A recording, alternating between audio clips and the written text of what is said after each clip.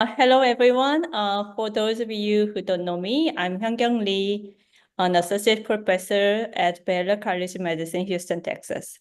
It is my great pleasure and honor to introduce Dr. Won-Suk Chung as our AKN eTalk seminar speaker today.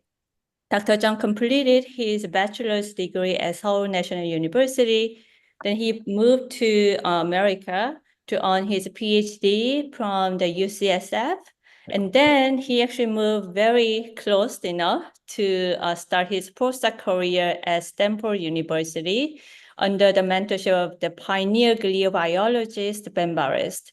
During this period, he focused on the glial regulation of phagocytotic mechanisms in the brain function. After successful postdoc training, Dr. Chung began leading his own laboratory at KAIST in 2016, where he is currently as a tenured associate professor. Dr. Jung's work has been recognized with numerous awards and published high-profiling papers impact to the neuroscience field. His groundbreaking studies has been crucial to identify the mechanisms by which glial cells influence brain function and disease. As we all appreciate that glial cells are more than just supporting cells, I believe we can all benefit from the insight Dr. Chung will share today. Without further ado, please join me in welcoming Dr. Won-Suk Chung. Dr. Chung, take 감사합니다. away. Yeah, thank you so much. Thank you very much for very nice introductions. It's great to present our work in AKN. Yeah, and then it's great to see 네, the face from old friends and new friends. So my name is Won-Suk Chung. I'm a faculty member in the Department of Biological Sciences at KAIST, and also I have recently joined to Center for Vascular Research in IBS from this year. So let me start the presentation first. So it will take about 40 minutes, and then maybe I'll be happy to answer any questions that you have. Okay. So our lab, as I was introduced, study these non-neuronal cells in the brain, the glia cells. So in the brain, we have these oligodendrocyte, and as well as microglia and astrocyte as the major glia cells. And we also have these oligodendrocyte precursor cells. And among them, we mainly study function of astrocyte and microglia, especially how they can communicate with synapses during development and also in normal physiological conditions and in many neurological disorders. So let me just briefly introduce about astrocyte, particularly for today's talk. So these astrocytes have numerous processes, and it's been thought to be the major or most abundant cells in our brain. And through their processes, they can physically interact with many different cells, including neurons and mostly synapses. And also they send these processes called end-fit. And through this end-fit structure, they can wrap these blood vessels, so functioning as one of the neurovascular units. And again, mostly today I will talk about the interaction between astrocyte and synapses. So since astrocytes are very highly or very closely and physically associated with synapses, a lot of studies have been focused on the function of the astrocyte at this synaptic site. And traditionally, it has been shown that these astrocytes play a crucial role, for example, uptaking neurotransmitters such as glutamate and GABA, and then it can mediate the recycling process of those neurotransmitters. And also astrocyte can, let me just see the pointer, never mind. Or the astrocyte can perform important this ion homeostasis functions, for example, this potassium buffering. And around maybe 20 years ago now, Ben Bears, my postdoctoral mentor, have found that these astrocytes can perform more active functions in terms of the formation and the function of synapses. So in his earlier work, he found that when he cultured these purified pure neurons in this petri dish, surprisingly, synaptic connections were not efficiently made. However, when he had astrocyte or astrocyte secreted molecules in this culture system, then those astrocytes can efficiently increase the connections between the neurons, both structurally as well as functionally. So a lot of people from Bear's lab and also other people have found that astrocyte can induce structure and functional synapse formations. And it's just one molecules. Astrocyte actually express many different molecules. For example, glypican and heaven and spark and strombosbondin and so on. And they have all different mechanisms to induce, again, the structure as well as functional synapses. And also recently, it's been shown that astrocytes express various adhesion molecules, and through these molecules, they can actually physically interact with another adhesion molecules located at synapses. And those processes seems to be important for the bidirectional maturation and also functional properties between astrocyte and synapses. Then today, our work is mostly focused on a different side of the story, which is about synapse elimination. So just for, again, very brief introductions, most of our neurons in the central nervous system produce these excessive or redundant synaptic connections during development. And these connections need to be cleared away during this critical period. And in human case, it's happening mostly during these adolescent stages.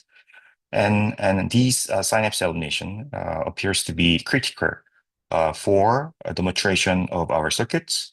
And those processes is absolutely necessary for the strengthening of the survivor or remaining synapses after this pruning period. And also importantly, even after this developmental period in the adult brain, my brain and your brain, synapses constantly undergo formation and elimination during learning and memory formation. And again, in this particular processes, we have focused on the role of astrocyte and microglia in here. And again, to emphasize the critical or the importance of this synapse elimination, this is the graph showing the number of synapses throughout the lifespan. So the black bar is the wild type control human case. So during early childhood stage, there is a exponential increase of synaptic numbers. And again, during adolescent stages, the number of synapses decrease due to this developmental synaptic pruning. And after that, the number can be maintained. But again, as I said, although the number is maintained in these adult stages, there is a constant formation and elimination. So we have a lot of these synaptic remodeling processes in circuit-dependent manners. But compared to control, it's been also shown that the many different neurological disorder patients, such as autism spectrum disorder patient and also the schizophrenia patient, show the changes in this synaptic number, most likely due to problems either synapse formation and as well as elimination. And also in many different neurodegenerative diseases such as Alzheimer's disease, there is a profound synapse loss in early stage of disease progressions. And it's just simple data emphasize that we have to understand the mechanisms of synapse elimination, not only during developmental stages, but in the adult stages. So as one of the potential mechanisms to control the synapse elimination by glia cells, we focus on this particular cellular processes, phagocytosis.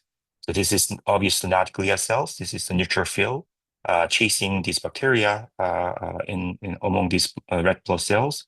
And eventually, they find their targets and engulf those bacteria, and they can send these engulfed material inside of their lysosomes for the proper degradation. And this simple process is not just it's not just happening by chance. It's actually controlled by many different molecular pathways and molecular interactions. For example, first for the targets, these targets can secrete various molecules known as fine signaler, and a lot of different molecules, nucleotide, ATPs or UDPs or LPC has been shown to function as those as a fine signaler. And when these phagocytes approach to these targets, now then they have to interact with these eat-me signaler. The famous one is phosphatidylserine, presented in the surface of those targets. And these phagocytes express many different phagocytic receptors. And through these receptors, they make a strong ligand and receptor binding. And this binding induce these intracellular molecular pathways, sometimes inducing actin polymerizations inside of this phagocyte. And through this process, they can finally engulf their targets and again send these target material into these endosome, lysosome, and phagosome maturation processes for the proper degradation. And we think that all these complex phagocytic processes can happen in the brain through these glia cells when these glia cells eliminate synapses. So the initial work was done by Ben Bears and Beth Stevenson's when Beth was in Bears' lab. And together they found that these microglia cells, which are the major macrophage, resident macrophage cell population in the brain, participate in developmental synaptic pruning by utilizing this complement-dependent phagocytosis. So through these processes, they can recognize these unnecessary synapses without affecting cell bodies, and they can selectively eliminate these synapses through phagocytic engulfment. And after this initial study, which was published in 2007 and 2012, now there has been numerous studies showing that these microglia cells or this complement cascade can be hyperactivated or reactivated during many different neuroinflammation conditions. And that can lead to excessive synapse elimination by this microglia phagocytosis. And I just listed a few papers, but then this data shows that these microglia-dependent synapse elimination can happen during Alzheimer's disease, during schizophrenia, during this progranulin-dependent frontotemporal dementia, and also virus-induced memory loss, and so on and so on. So compared to that, when I was a postdoctoral fellow in Bear's group, I also found that another glia cells, this astrocyte, can also participate in synapse elimination. But they instead of using complement cascade, they express their own phagocytic machineries or phagocytic receptors. And the receptor that I found is that the MAGAP10 or MERTK on astrocyte. And through these pathways, they can also participate in developmental synaptic pruning. So after these studies, I moved to KAIST, and based on this study, our lab has been trying to address several interesting questions related to these findings. For example, how do astrocyte or microglia cells recognize a specific synapses? What are the molecular mechanisms? And what's the differences between astrocyte versus microglia dependent on synapse elimination?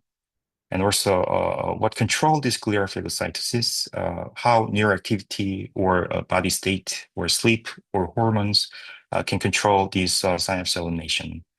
And also, since most of the study have been done in developmental synaptic pruning context or in neurodegeneration context, it was unclear whether these glia cells can induce this synapse remodeling during learning based synaptic turnover processes in normal adult brains.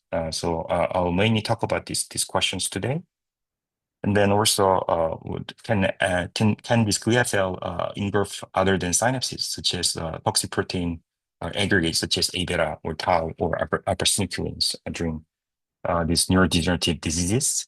And lastly, what happens after eating? Like after phagocytosis, do astrocyte or microglia change their gene expressions or functions according to their targets? And we think that addressing these questions could be important for understanding brain homeostasis in healthy conditions and how these pathway or the homeostatic responses can be disrupted in diseases. And we think that, yeah, understanding this question could provide important information.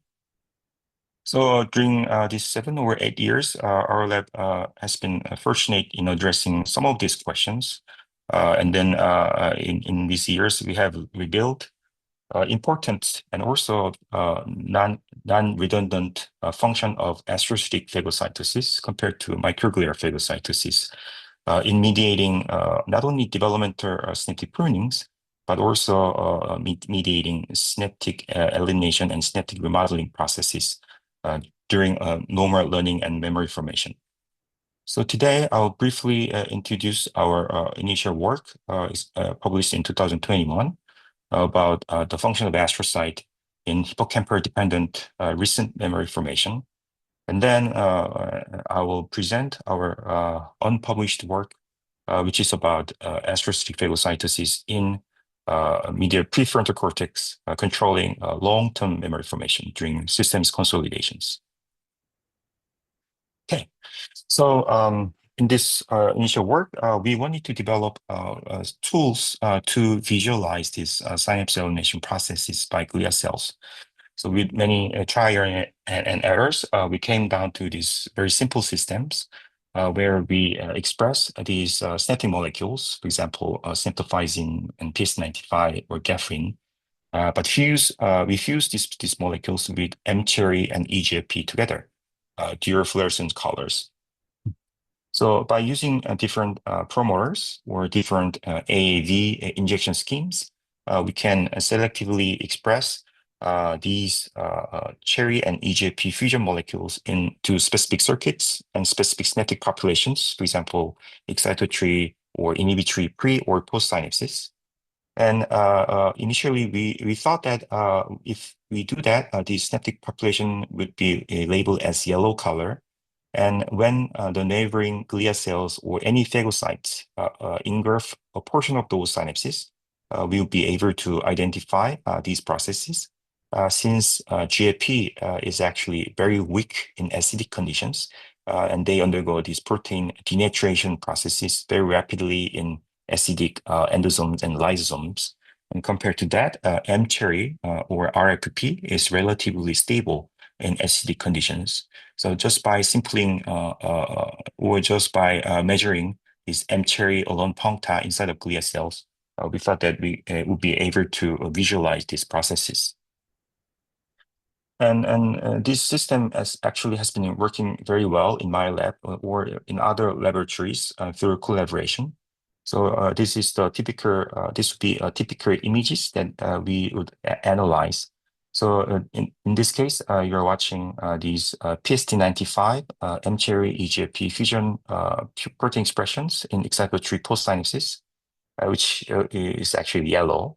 And whenever we see these red puncta shown in here, it's most of them, almost 90%, is actually located inside of glia cells. And you can see here in these zoom-in figures, this red puncta is located actually inside of LAM2, this blue color. These are the lysosome inside of this astrocyte in this case. So by following these color changes, we can very efficiently measure the process of synapse elimination by these glia cells. So we apply these systems first into adult hippocampus normal state. And by injecting our viruses into either CA3 or CA1, we labeled excitatory and inhibitory pre and post synapses with this yellow color. And surprisingly, what we found is that in normal physiological condition, there is a constant synapse elimination for both excitatory pre-post and in vitro pre-post synapses by astrocyte and microglia cells. Although the previous assumption was that after developmental period, these glia-mediated synapse elevation may not be that prominent. But at least in hippocampus, we see a lot of synaptic turnover by these glia cells. And also, one of the surprising finding was that in here, also the consensus was that the microglia cells will be the major cell types that play or the engulf most of the synapses in the brain. But we found that in this neuroinflammation condition, it is actually astrocyte that eliminate most of synapses compared to microglia cells. So when we knock out important phagocytic receptors, MAGAP10 from astrocyte by this tamoxifen injection, so we have these astrocyte-specific inducible Cre lines across to these MAGAP10 conditioner knockout animals. Just after tamoxifen injections, after 1 or 3 weeks, we start to see the increase of the number of excitatory synapses shown in here. And compared to that, the inhibitory synapse number remained unchanged. So we think that this MAGAP10 phagocytic receptors is specialized for eliminating or engulfing excitatory synapses, and there must be other phagocytic receptors for inhibitory synapse elimination. And also, these increased excitatory synaptic population after this MAGAP10 knockout, those synapses were actually structurally and functionally abnormal ones. So by performing electrophysiology as well as this electron microscopy experiment through collaboration, we found that there is a significant increase of these multi-synaptic boutons or multi-synaptic spine, which show more than one-to-one match between pre and post synaptic connections, actually representing the increase of immature synapses in the system. So this data suggests that when you disrupt this astrocytic phagocytosis, is actually increase the number of intact synapses from the system, but those synapses are these functionally and structurally immature. They have these immature characteristics. So for the conclusion for this paper was that in the hippocampus, where there is a constant synapse elimination or formation happening due to this most likely recent memory formations, surprisingly, the synaptic connections is firstly made somewhat redundant fashions or imprecise way, very similar to developmental synaptic pruning.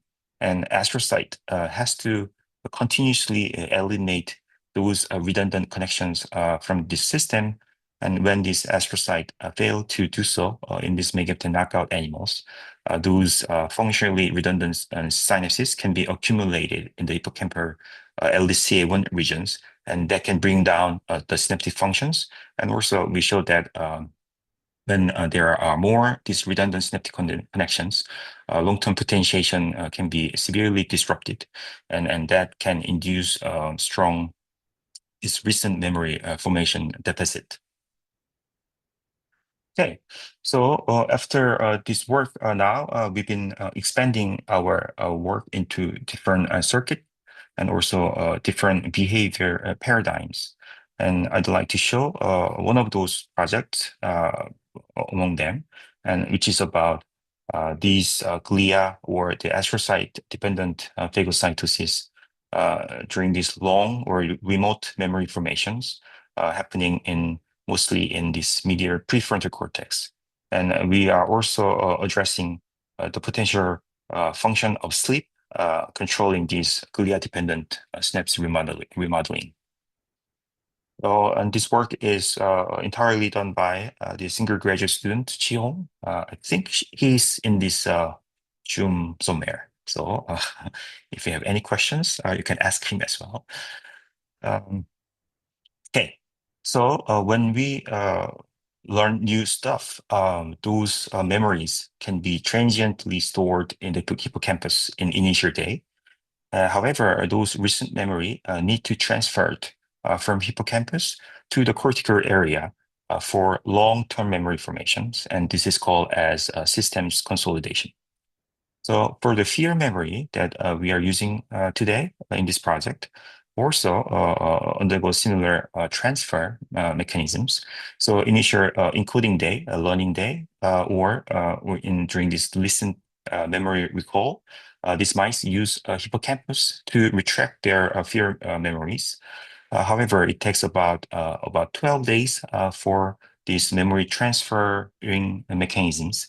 And after 12 days, when these mice record this process, they mainly use this NPFC instead of using hippocampus. And numerous studies have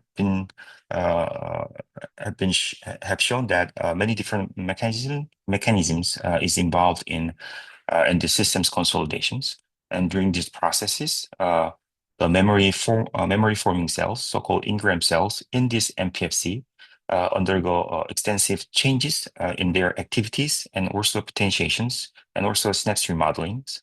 However, it's a bit unclear how those synapse remodeling can be controlled during these delayed memory transfer processes, and whether glia cells can participate in these processes as well. So we initially hypothesized that since it takes time for this maturation process of these engram cells and these systems consolidations, astrocyte or microglia can participate in eliminating or in mediating this synapse remodeling by eliminating synapses. So to test that, Chiong first used one of our phagocytosis reporter. In this case, again, PS95 mTOR EGFP fusion molecules, and we express this molecule in this MPFC by using this human synapsin promoter. And we subject these mice to this contextual field conditioning, and we just simply follow these synapse elimination by glia cells during this entire systems consolidation stages or processes. Day 1, day 3, day 6, day 9, and day 12. So day 1 would be 1 day after the initial learning days. And very interestingly, what Chiong found is that compared to control, 24 hours after the learning, actually there's no changes in synapse elimination by astrocyte, particularly in this case, excitatory post-synapses. But after 3 days, these astrocytes start to show this delayed increase of synapse eliminations, and it show a peak engulfment at day 6.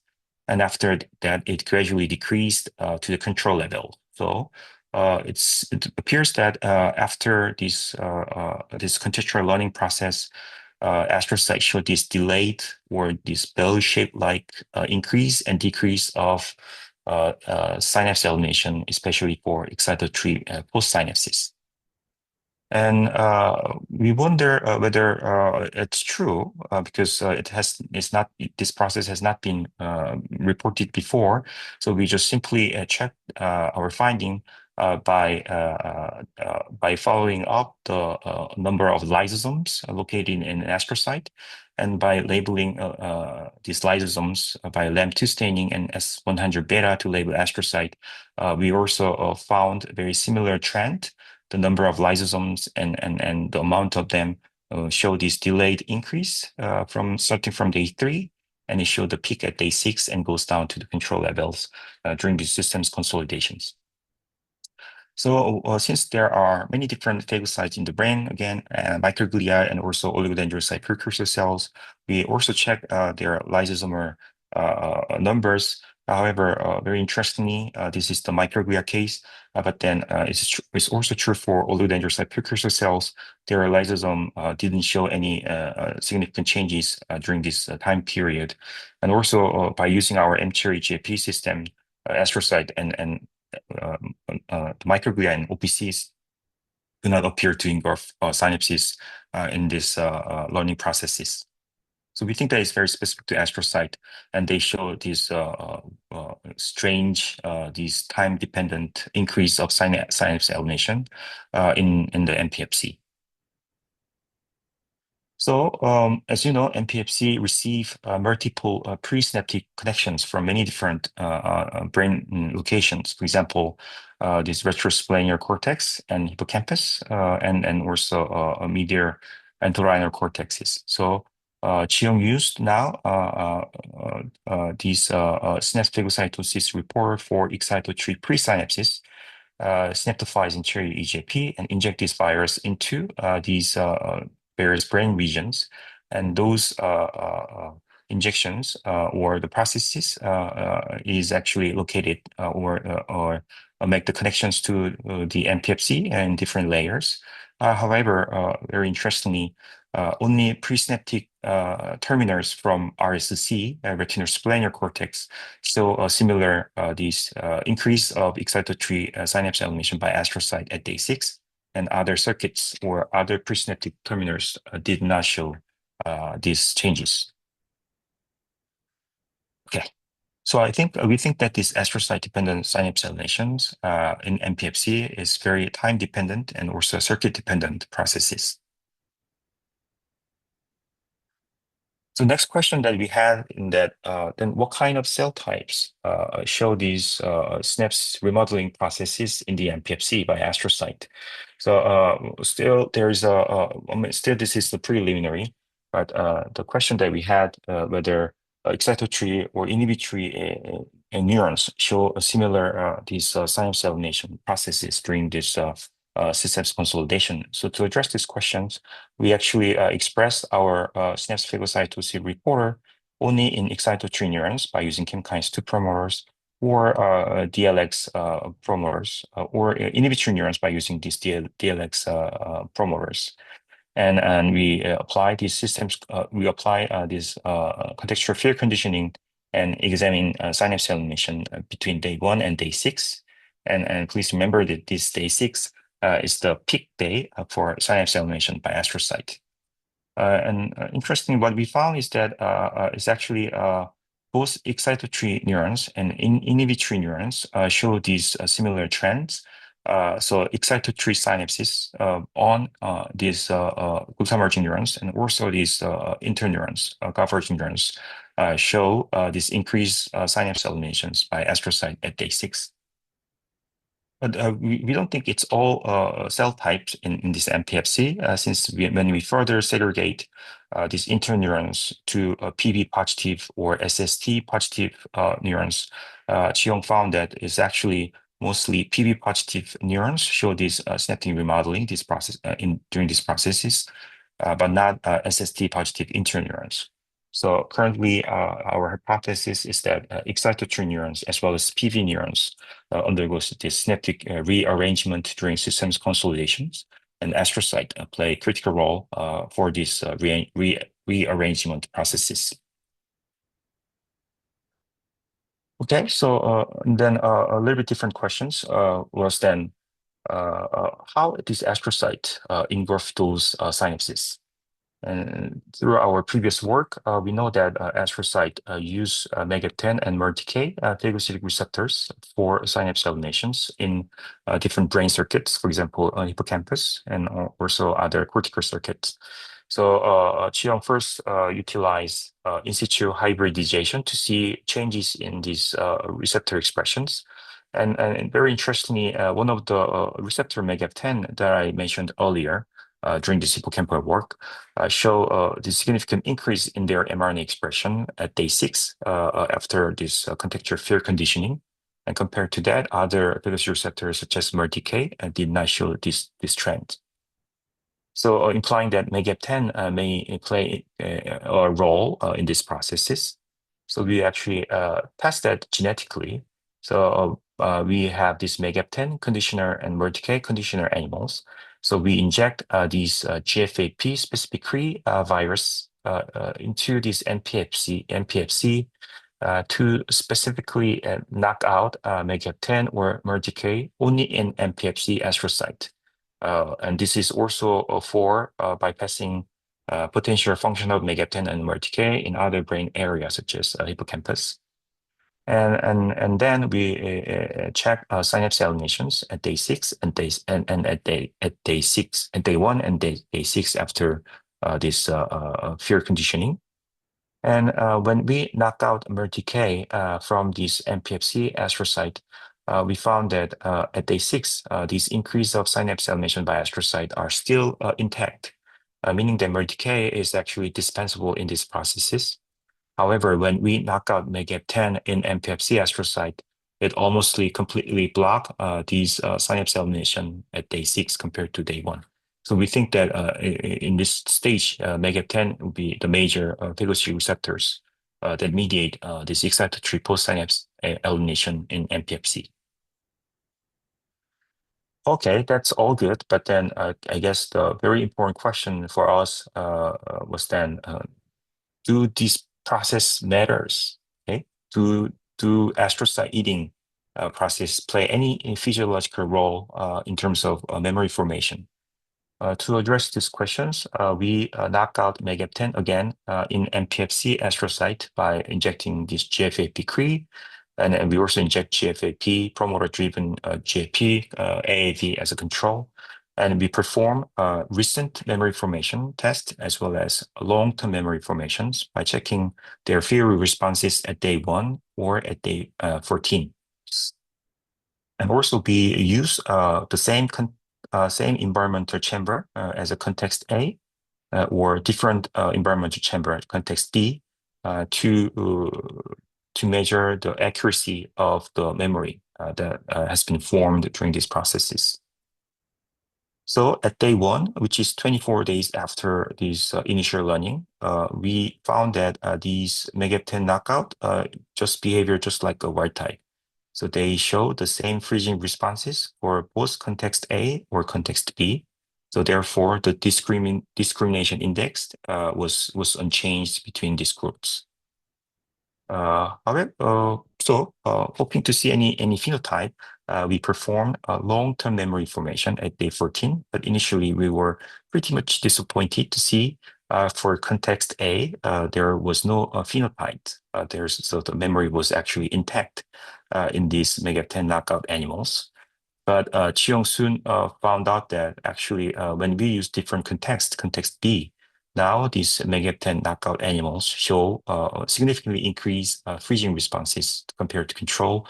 Therefore, the discrimination index was very reduced in these knockout mice.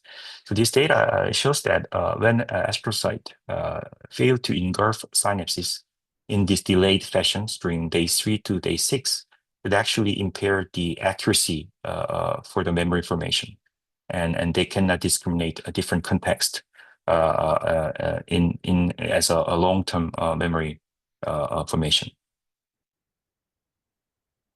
So as a next step, we are trying to address upstream factors that can control these delayed astrocyte-mediated synapse eliminations. So we are very interested in finding what can be the initial cue for inducing those time-dependent and circuit-dependent synapse elimination by astrocyte. And the obvious candidate for us was actually sleep. And it's been shown that there's numerous brain neural oscillation patterns happening in REM and non-REM sleeps. For example, during non-REM sleep, we have this slow oscillation, sleep spindle, and sharp wave ripples happening in many different brain locations. And also we have this theta and delta wave during REM sleep. And all of these sleep and brain wave have been shown to participate in these systems consolidations by modulating these connections between hippocampus and cortical circuits. So the simple question that we had was, does sleep control this synapse remodeling that we found in the MPFC, and then whether they can affect this astrocyte-specific synapse elimination? To address this question, Chiong performed this simple task first.